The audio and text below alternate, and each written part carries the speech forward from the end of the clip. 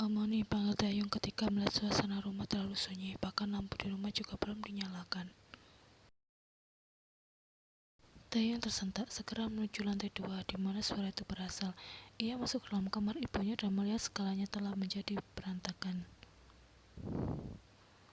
Omoni, jangan, teriak Dayung saat ibunya hampir memanting sebuah figura lukisan di sana.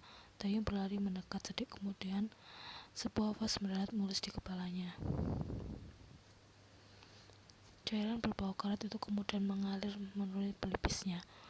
Wanita itu kemudian bergerak mengambil sebuah cutter dan hendak memotong pergelangan tangannya sendiri.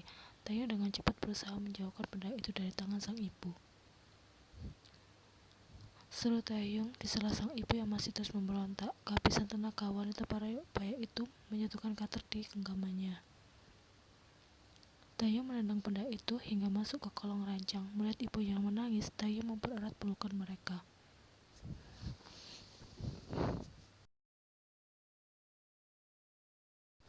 Aboji, apa ini akan berbekas? Tanya Dayung di depan sebuah cermin kecil. Ini tidak akan mengurangi kedekatan pandanganku, kan? Ayahnya berteriak kesal mendengar pertanyaan sang anak. Kau masih bisa membetulkan hal itu di saat seperti ini? Seharusnya tadi aku bisa menangisnya dengan lebih cepat sebelum mendarat di kepalaku. Kuman Dayung menayangkan sikapnya sendiri yang kurang gesit.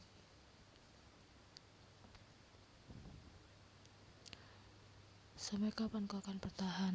Tanya sang ayah. Apa yang Aboji katakan? Tentu saja selamanya. Ini sudah parah. Setidaknya dalam seminggu ada 2-3 kali kau datang kemari. Tidak mungkin, imajinasi Aboji terlalu tinggi. Bawa ibumu ke rumah sakit jiwa, aku yang akan menanggung biayanya. Dayung menggeleng pelan, kemudian menatap ayahnya lekat. Aboji bisa berkata seperti itu karena telah memiliki keluarga baru, sementara aku dan Omoni hanya saling memiliki satu sama lain. Lelaki parubaya itu terdiam. Lagi pula Omoni tidak gila, dia hanya butuh pelampiasan, ucap Dayung. Perilaku yang tak biasa yang dialami oleh mantan istrinya, salah satu yang membuatnya semakin parah menjadi-jadi adalah dia sendiri. Akan lebih baik jika kau benci aku saja, Dayung. Sikapmu seperti ini malah hanya akan membuatku merasa tersiksa. Seberapa buruk sifat Aboji, kau tetap ayahku. Jika bicara soal karma, itu adalah urusan Tuhan. Ayahnya mengangguk pelan. Pulanglah sebelum semakin larut. Aku akan mentransfer uang sekolahmu minggu depan.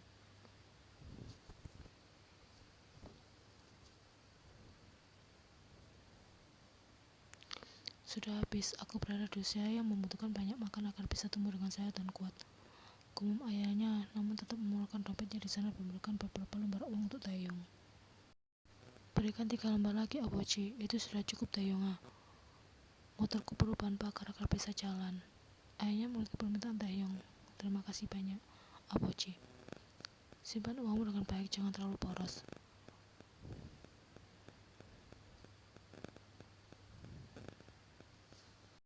Setelah 2 menit kemarin, rasanya canggung sekali untuk saling bertemu satu sama lain. Namun Jungkook ingin bicara dan Yen tidak memiliki alasan untuk menghindar. Mengapa sekali, Yen? Ucap Jungkook sembari menangis dan memeluk di situ. Yen hanya terdiam tanpa membalas sekalipun ia tahu jika saat ini Jungkook tengah tersiksa. Jam masuk sekolah telah lewat dari 5 menit yang lalu, namun mereka masih berada di taman kota untuk menemukan sebuah solusi terbaik. Katakan padaku apa yang harus aku lakukan. Mengapa kau terlihat biasa saja sementara aku semakin tersiksa? Jungkook melepaskan pelukannya, beralih menatap Yen di sana. Apa yang kau harapkan dari hubungan yang dimulai saat kita masih berada di usia belia? Itu hanya cinta sesaat karena adanya rasa penasaran, hanya sekedar cinta monyet. Sekarang apa lagi yang kau harapkan? Setelah Jungkook, apa kau akan terus terpuruk seperti ini menatapi hubungan omong kosong ini? Bukankah yang namanya putus nyambung dalam sebuah hubungan adalah hal yang biasa? Lantas mengapa kau bereaksi seolah kau akan mati saat kita putus? Banyak gadis cantik di luar sana, pergilah dengan mereka. Aku pun juga sama. Aku akan pergi dengan pemuda yang aku sukai. Setelah terdiam beberapa saat, Jungkook pada akhirnya mengangguk singkat. Baiklah, Yana, aku mengerti. Dia pergi dengan motornya meninggalkan Yen sendirian di sana. Seharusnya dia juga membawaku kembali setelah mengajakku pergi, kan? Gumam Yen kesal. Meski sudah terlambat dan akan melakukan hukuman, Yen tetap melanjutkan langkahnya menuju sekolah. Uma bisa membuat samgyeopsal yang enak. Kalau begitu aku akan segera pulang setelah jam sekolah usai agar bisa segera makan masakan Uma, suruh Jungkook. Jangan habiskan semuanya, sisakan untuk apa setelah pulang dari perusahaan, ucap Yunho. Oma membuatnya khusus untukku, protes Jungkook. Yen menatap Yora selalu meminta penjelasan apa yang sudah terjadi di sini, tapi Yora hanya menggeleng pelan sembari tersenyum. Sifat Jungkook yang mendadak berubah, entah apa itu alasannya, Yura juga tidak mengerti. Ia hanya bisa tersenyum bahagia mendengar rengekan anak bungsunya. Tangannya terulur mengusap rambut anak itu dan Jungkook tidak keberatan sama sekali. Tidak hanya sampai di situ saja. Saat di sekolah, Jungkook yang biasanya cuek dan bersikap dingin, kali ini duduk berdekatan dengan Miju setelah gadis itu mengeluh tentang salah satu rumus matematika yang tidak ia mengerti. Jungkook dengan senang hati mencari Miju, hingga membuat gadis itu merasa bagai mendapatkan durian runtuh. Kepalamu kenapa? Tanya Yen begitu ia bertemu dengan Taehyung di atap. Apa gara-gara ini kau tidak masuk ke sekolah kemarin? Kau tidak berhak tanya dan aku punya hak untuk tidak menjawab. Jadi benar yang dikatakan anak-anak. Kau yang hobi menghajar orang ketika merasa emosi. Bukannya merasa tersinggung, Taehyung justru tertawa geli sembari bertepuk tangan hingga membuat Yen heran. Luar biasa Chun Yen. Tidak aku sangka kau termasuk orang yang cepat menyimpulkan ya.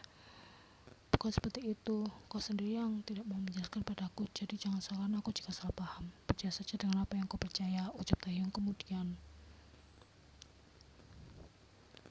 Sejujurnya aku tidak percaya pada ucapan anak-anak yang lain, ucap Yen. Bohong, buktinya tadi kau bilang seperti itu. Aku melakukannya agar kau mau cerita sebenarnya. Mengapa kau begitu penasaran? Tanya Taehyung heran. Karena aku ingin semakin dekat denganmu, kita kan sudah menjadi teman, jawab Yen.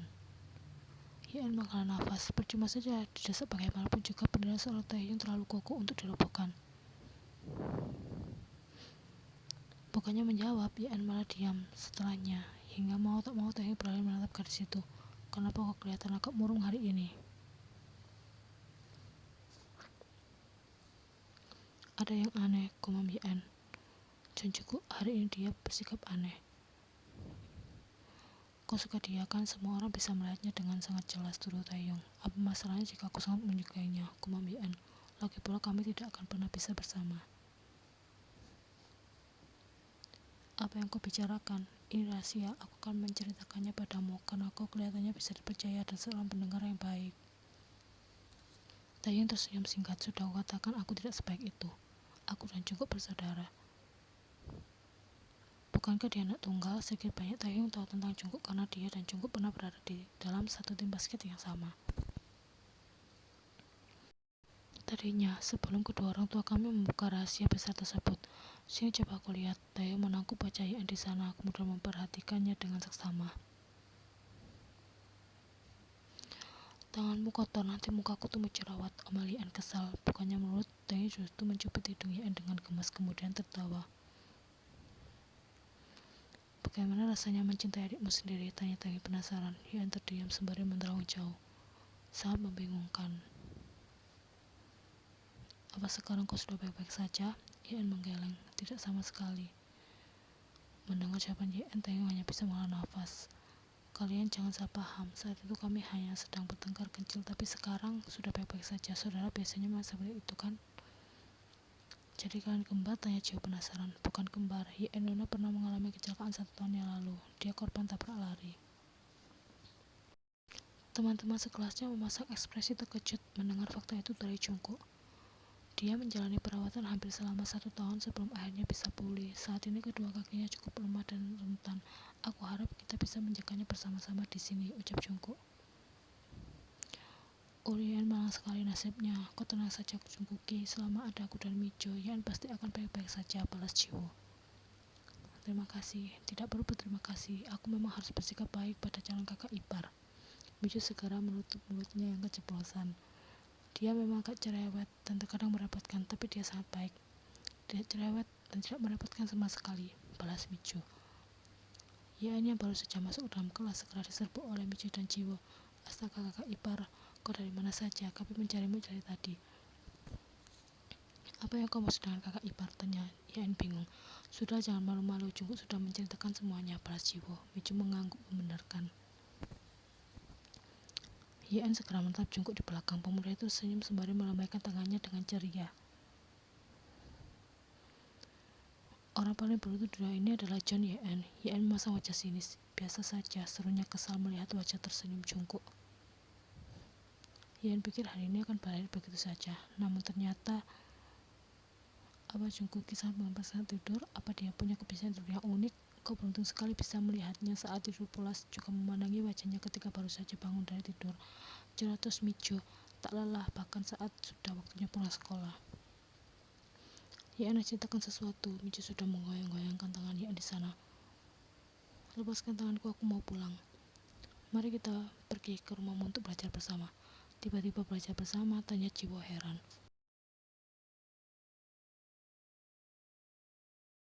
Aku harus pergi, Taehyung sudah menungguku, seru Yen kemudian berlari ketika ia melihat Taehyung di area parkir. Kapan aku menawarimu pulang bersama? Tanya Taehyung begitu Yen sudah duduk di belakang. Kali ini saja, aku sedang tidak ingin berurusan dengan Mijo dan Jiwo.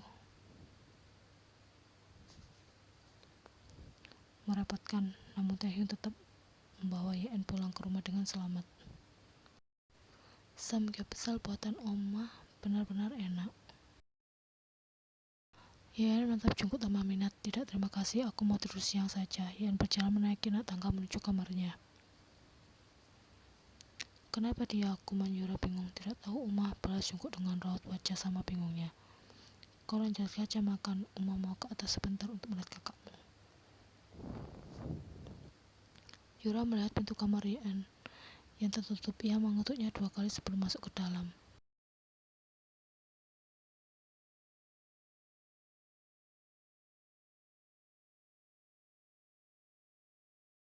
Yura mengangguk setuju. Oma juga tidak tahu. Tadi pagi dia tiba-tiba saja menyebut Oma dan bergabung di meja makan. Tapi Yen, Uma merasa sangat bahagia sekali. Merasa Jungkook sudah bisa menerima kehadiran Uma. Yen segera memeluk Yura di sana. Syukurlah jika Oma merasa bahagia. Annyeonghaseyo Omoni, dia siapa Jungkook kah pacarmu? Tanya Yura merasa gemas. Tentu saja tidak masalah bagi Yen maupun Jungkook untuk menyapa asalkan mereka bisa mengatur waktu dan belajar masih menjadi prioritas utama. Hanya teman Uma, balas Jungkook. Saya Lee Mijo, calon menantu Omoni. Maksudnya teman sekelas Jungkook. Astaga, silakan masuk ke dalam. Uma akan menyiapkan minuman dingin dan cemilan. Kami akan menggunakan ruang tamu untuk belajar bersama Uma, ucap Jungkook. Kalian berada saja dengan santai, balas Yura sebelum pergi ke dapur. Di lantai 2, Yen melihat interaksi antara Jungkook dan Mijo dengan perasaan kesal. Padahal tadi Yen sudah tidak mengizinkan Mijo untuk datang, tapi malah Jungkook yang mengundangnya sendiri. Apapun itu sudah membuka hatinya untuk Mijo sekarang. Mereka belajar hampir selama 2 jam. Pada pukul 9:30 malam, Jungkook kembali pulang ke rumah setelah mengantar Mijo. Yen sudah menunggunya di depan kamar. Nona, kau belum tidur? Tanya Jungkook. Jungkook, jelaskan padaku apa yang sudah terjadi padamu. Mengapa kau tiba-tiba berubah seperti ini? Aku sudah menahan untuk tidak bertanya dari tadi, tapi sekarang aku sudah tidak bisa tahan lagi. Kau mungkin bisa bermain-main dengan gadis itu di sekolah, tapi tidak dengan Uma. Setelah semua sikap manismu hari ini, awas saja kalau kau sampai membuat Uma merasa sedih dan kecewa. Jungkook tersenyum tipis. Jangan khawatir, ucapnya, kemudian memasuki kamar. Kau sudah sering membawa para gadis ke rumah, kota Yura saat mereka sedang sarapan bersama. Dia melakukannya. Astaga, anak apa ternyata sudah besar sekarang, tanggap Yunho. Kami hanya belajar bersama apa, Uma terlalu melebih-lebihkan, padahal aku sudah mengenalkan gadis-gadis yang aku bawa kemari pada Uma, balas Jungkook. Memang selama seminggu ini ada saja para gadis yang cukup undang untuk datang ke rumah dengan dalih belajar bersama, entah itu gadis dari kelas sebelah, adik kelas, kakak kelas, ataupun bahkan gadis dari sekolah lain. Mau bagaimana lagi Yobo, anak kita ini terlalu tampan dan mempesona. Tidak heran para gadis di luaran sana berebut untuk bisa dekat dengannya. Yura masih belum puas menggoda anak bungsunya. Tidak mirip denganku sama sekali, aku dulu juga tampan tapi tidak playboy sepertimu, ucap Yunho mengenai habis pikir. Yura segera mengajak rasa percaya diri suaminya. Aku juga tidak playboy, hanya sedang mencari yang cocok saja. Memangnya tipe gadis yang kau sukai seperti apa? Tanya Yura penasaran. Jungkook menerawang sebentar. Gadis yang aku sukai, yang pemberani, tidak manja, memiliki rambut panjang yang dikucir ekor kuda, hobi bermain game, menyukai susu rasa strawberry, dan yang terakhir, jago bela diri. Secara refleks Yura menatap yang di sana. Kenapa ciri-cirinya mirip dengan kakakmu? Tanyanya. Yaitu diam, tidak bisa menanggapi apapun. Oma benar, tipe ideal gadis yang ingin aku jadikan kasih mirip dengan Ye Enuna, balas Jungkook. Kau ini benar bercanda ya, Juno tertawa diikuti yang lain meskipun harus dengan tawa pura-pura. Satu hal yang tidak Juno ketahui, insting seorang ibu sangatlah kuat.